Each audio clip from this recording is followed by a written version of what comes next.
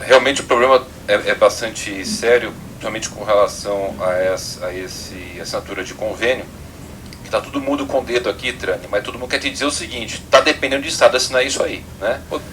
Tem um mês que a gente fez a última reunião aqui e esse negócio não assina, então, com todo o respeito, com toda a sua simpatia, Trane, que você é a pessoa que a casa aqui, mas nós temos que assinar isso aí, pelo amor de Deus. O Cláudio Scheffer comentou aqui, já desde a outra vez, com relação aos flagrantes de crimes ambientais que acontece lá no extremo sul, no extremo norte ou no extremo leste, tem que vir para a Avenida São João para fazer a lavratura do Alto. Na sexta-feira, eu tive com o secretário de Segurança do Estado, o doutor Alexandre de Moraes, levei para ele essa questão, né, ficou de dar uma devolutiva, então eu acho que deve ser resolvido para que seja descentralizado. Você pega uma viatura com 3, 4 policiais, vem aqui para o centro, perde o dia inteiro a viatura, fica o dia inteiro os guardas parados por questões burocráticas.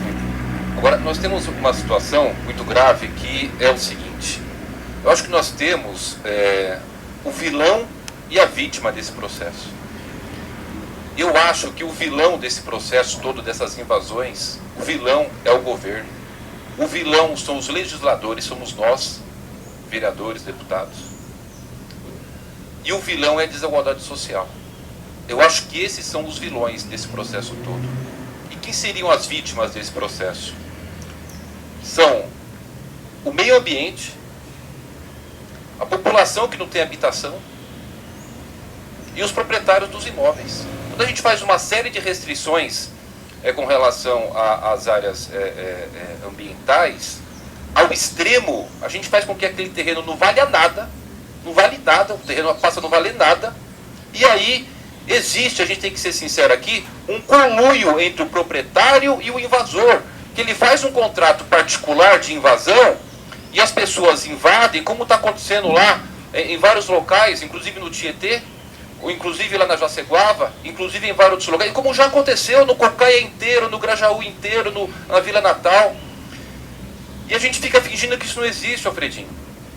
A gente tem que parar com essa hipocrisia de querer ficar fazendo legislações aqui que dificultam de uma forma que o terreno não vale nada e eles acabam criando esses artifícios. Né? Por isso que eu digo que uma das vítimas é o próprio proprietário dos imóveis, Alice.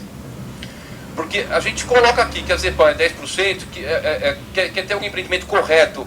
Ninguém consegue fazer. Tem um empreendimento do lado do Tietê, que a senhora me procura, não consegue regular, não consegue fazer, Nilton. Não consegue sair do lugar. Aí o que a pessoa faz? Ela fica anos e anos e anos, Miguel, para tentar fazer alguma coisa, não consegue. Ela pega e faz um acordo ali e vende. E isso é o que está acontecendo. É isso que está acontecendo. Né? Então a gente precisa ser claros, quem que é o vilão dessa história, que eu queria repetir. É o governo, que não fiscaliza, que põe legislação. Somos nós, legisladores, que criamos um monte de dificuldade. E as desigualdades sociais, por quê? A pessoa, coitada, que vai lá e compra um loteamento, que nem eu vi um folhetinho de lote, vem do lote 5 por 25 na beira da Guarapiranga. Todo mundo aqui sabe disso. Todo mundo sabe disso. A polícia sabe, o Ministério Público sabe. E fazer um adendo aqui, o Ministério Público foi chamado aqui e não compareceu. Poxa vida, nós temos que fazer uma ação conjunta, né? Era para estar aqui o Ministério Público junto. E aí a gente fica nessa situação terrível.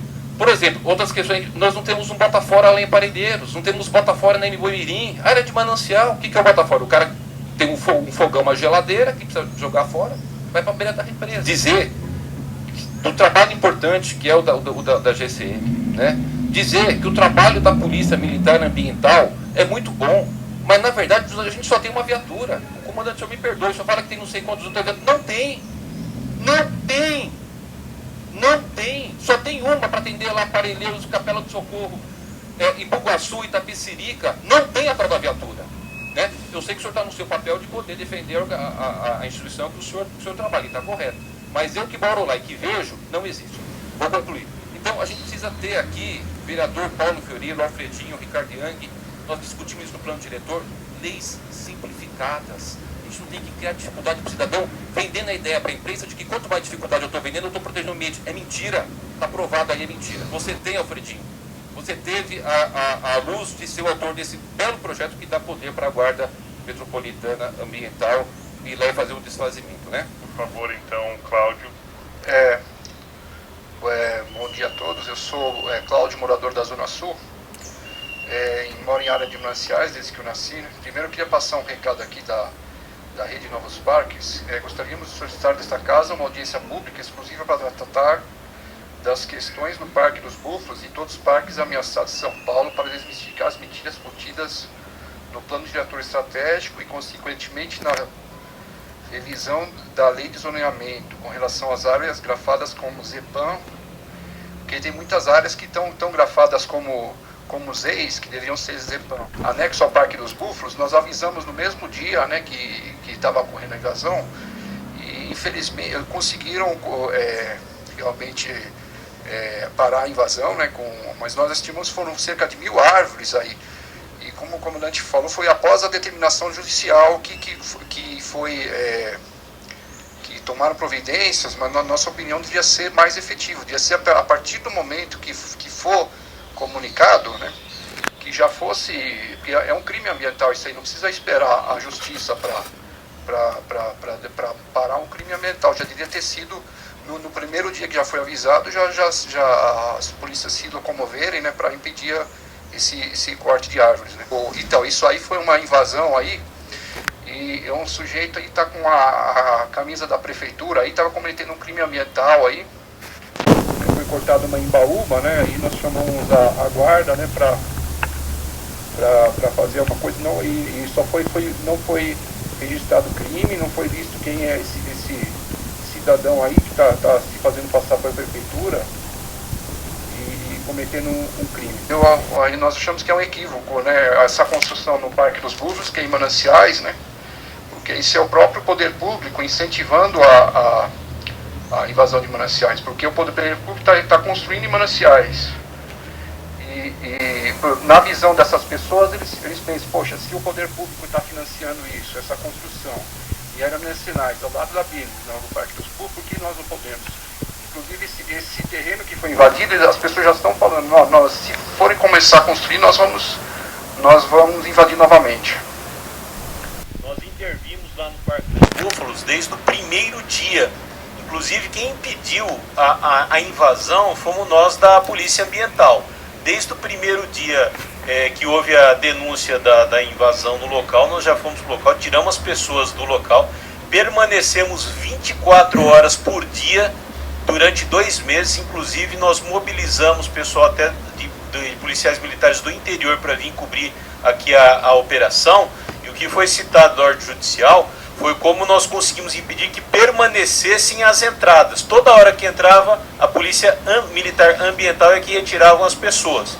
Nós fizemos operações lá, inclusive de madrugada, diuturna, não saímos de lá em momento algum.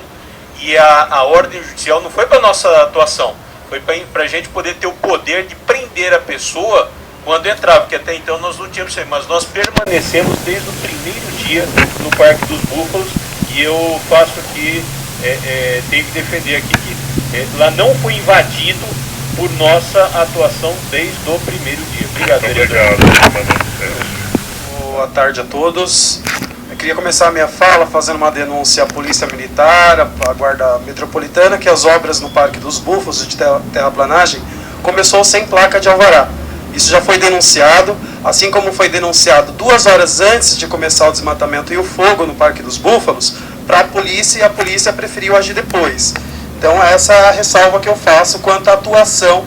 Foi sim, eu tenho um número de protocolos.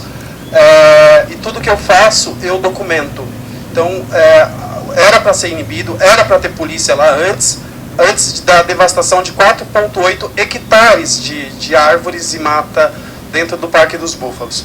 Queria falar uma coisa para os vereadores que falaram a favor de facilitar as ocupações dentro de áreas de mananciais, dizer que recentemente foi lançado em 2009 a Lei 3.576, que é a lei específica da BINES, que já regulamenta, já faz a regularização fundiária, já faz a regularização de loteamento precário, e que foi discutida democraticamente entre os poderes públicos e a sociedade civil durante 11 anos. O que nós precisamos aqui é de dinheiro, como a polícia está falando aí, para se investir na proteção dos mananciais, para que se fazer que se cumpra a lei que já foi discutida. Porque facilitar hoje é facilitar daqui 10 anos. Daqui 10 anos nós vamos voltar aqui vamos discutir de novo uma nova forma de ocupação dos mananciais. Então nós não precisamos de facilitar nada, o que nós precisamos é de dinheiro para se investir na recuperação dos mananciais, que não está sendo feita. Em plena época em que a gente está discutindo um monte a questão das mudanças climáticas, não só aqui na cidade de São Paulo, mas no mundo inteiro, e a cidade de São Paulo, a metrópole, está experimentando a questão da escassez hídrica, a gente ainda assiste algumas cenas pitorescas acontecendo nos mananciais, que é justamente essa perda da sua massa vegetal, que justamente garante essa regulação climática e a produção de água, em detrimento a algumas situações que já foram relatadas aqui. E é interessante a gente ver que são regiões estratégicas para a cidade, não na questão somente climática como hídrica, mas há um contrassenso, porque justamente são as regiões que mais crescem populacionalmente há muitos anos, eu diria, aqui na metrópole. Então tem alguma coisa errada. Né? Se a gente já tem esse conhecimento, se a gente tem esse monte de arcabouço legal, se a gente tem essa discussão longa, como é que ainda é uma região que cresce tanto? Cabe ressaltar que a gente tem nessa região já criado desde a década de 70 a legislação de proteção aos mananciais, a gente tem a criação das APAs, ali uma zona de amortecimento do Parque Estadual da Serra do Mar, e a gente tem, então, quer dizer, tem toda uma argumentação ambiental para que essas áreas frágeis e estratégicas sejam protegidas. Algumas áreas que já eram áreas de proteção, ainda no zoneamento vigente da cidade, estão sendo passadas para as EIs, e a temeridade que a gente tem é que as poucas áreas que estão lá, como o ZEPAM, na lei do parcelamento, quando a gente for fazer uma revisão daqui a um tempo, já que elas forem invadidas, elas também passem a ser áreas para consolidação de habitação. Esse me parece um rumo que a gente está seguindo bastante temerário. A gente deveria promover o contrário, né? O plano diretor estratégico tem um instrumento muito interessante, que é o pagamento por serviços ambientais, ou seja, aquilo que foi relatado aqui, que os proprietários estão com o abacaxi na mão porque tem que fazer o serviço ambiental da cidade e nada recebem em troca. Agora a gente tem esse instrumento legal, ele precisa de fato ser implementado, né? Eu sei que tem todo um trâmite aí, mas ele precisa ser implementado até para que a gente comece a promover um processo de ocupação às inversas. Se a gente valorizar aquela área, se os proprietários se sentirem contemplados com ganhos econômicos, inclusive para a preservação das suas áreas, duvido que a gente vai ter essa especulação, duvido que a gente vai ter essa ocupação como a gente tem tido, e a gente vai promover aquilo que inclusive os movimentos de moradia reivindicavam tanto nas audiências públicas do PDE, que era as EIs no centro. A gente tem que ocupar o centro tem infraestrutura. A gente não tem que detonar ou continuar detonando esse processo histórico dos nossos mananciais. Bem rapidamente, apoiamos sim que a Operação Defesa das Águas tem que reiniciar a sua atuação, SEAB tem que participar da discussão, SABESP também, porque não adianta a gente ter essas ocupações lá com a poluição, a degradação das águas. A gente vê a questão, por exemplo, do Parque dos Búfalos e outras áreas que estão sendo comentadas lá na região, tem que ser preservadas, a gente não quer mais gente morando lá, não precisamos. E uma última coisa é o seguinte, áreas que estão tendo desfazimento, elas precisam imediatamente serem recuperadas, porque não adianta desfazer e deixar o terreno lá abandonado, porque a invasão volta a acontecer com maior intensidade. Muito obrigado. Eu concordo com o Wesley sobre facilitar a ocupação, porque quando a gente começa a facilitar, aí começa a expandir também. Nós temos que ver que nós estamos numa situação de guerra, gente. De guerra. E quando nós estamos numa situação de guerra, se precisar amputar amigo, nós vamos amputar. Então eu acho que a gente tem que realmente congelar áreas. Hoje nós temos satélites, temos sobrevoos nas áreas de mananciais.